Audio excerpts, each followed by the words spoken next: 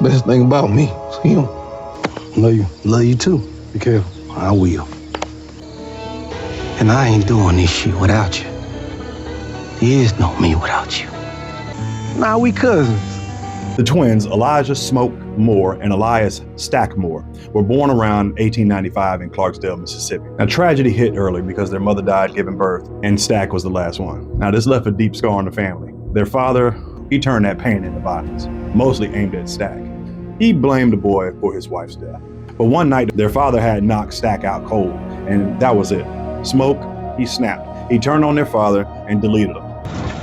He ain't mean it. See, that's not just a line, that's a wounded son trying to justify abuse brought to him. Now, after that, Mary's mother, she stepped in, she raised them like they were her own. But somewhere between those years and 1917, Smoke had found love with Annie. She was a conjurer, a hoodoo practitioner. And just as that relationship grew, something else happened. Congress had passed the Selective Service Act. That's the World War I draft. And the twins got called up. There's a few all-black regiments at the time. They could fight with the prestigious Harlem Hellfighters out of New York. But for the twins, Illinois was closer. So they joined the 370th Infantry Regiment, and that's an all-black unit out of Chicago. But because of racism in the U.S. military, they were assigned to fight under the French Army instead of the American command. World War I changed warfare forever. This was the first time soldiers saw airplanes, tanks, zeppelins, armored trains. Trenches were cold, wet, poison gas, flamethrowers, automatic rifles, tools of war nobody had ever seen before. And the twins, they fought through all of it, including one of the most brutal battles of the war, the Meuse-Argonne Offensive. Now picture all of that chaos I just told you and put it in a forest filled with traps, snipers, ambushes, all of it. But the 370th, they wasn't soft at all. See, they were vicious, tactical, relentless. So much that the Germans gave them a nickname, die Schwarzen Teufel, which means the Black Devils. And they fought all through 1918 and made it home by early 1919. Now this is just in time for America to pass the Volstead Act, better known as the Prohibition. And that opened the door to a new hustle, bootlegging. And in Mississippi, businesses are booming. Everybody wanted a plug in Mississippi. That's it, fellas.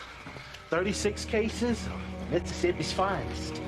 And the twins, they had solid connections on the route to Chicago from their time in the 370th and some of the brothers that stayed behind in Chicago after the war. Plus, during that time frame, black families moved in droves to Chicago. Now, running Chicago at the time was the predominantly Irish North Side gang, and they wasn't known for doing business with black folks. But the Italian Chicago outfit, that was a different story. Now, they did this for a few years, and back at home, things kind of got complicated. See, Smoke and Annie had a baby, but unfortunately, the child had passed away. And of course, this devastated them too, and they cracked something in their relationship. Meanwhile, Stack and Mary had started a secret romance, but when Stack bounced, he told Mary he'd be back, and he didn't return for 7 years. But it turns out, he left to protect her, and she didn't know that at the time. So in 1925, the twins moved to Chicago. That same year, Al Capone took over the city's underground. From 1925 to 1931, Smoke and Stack served as enforcers for Capone. When Capone got locked up in 1931, the twins saw their window. Who you and Stack robbed? Irish beer? I got 500 more bottles just like that. Italian wine? You robbed both sides. Let them blame each other while you and Smoke come down here and set up shop. So now we catch up to them in real time, buying the sawmill, watching the truck roll in with the stolen cash. That knife Smoke uses to kill that snake, well, see, that was a World War I trench knife straight from the Argonne. And that's evidence of where he's been and what he is capable of. But here's a twist. The sawmill, turns out, was a setup, and this is where we get to see Smoke go full circle, back into his element. And now he's about to put all of that training into work, Argonne style. Ambush tactics, counterattacks, this time using a M1918 Browning automatic rifle.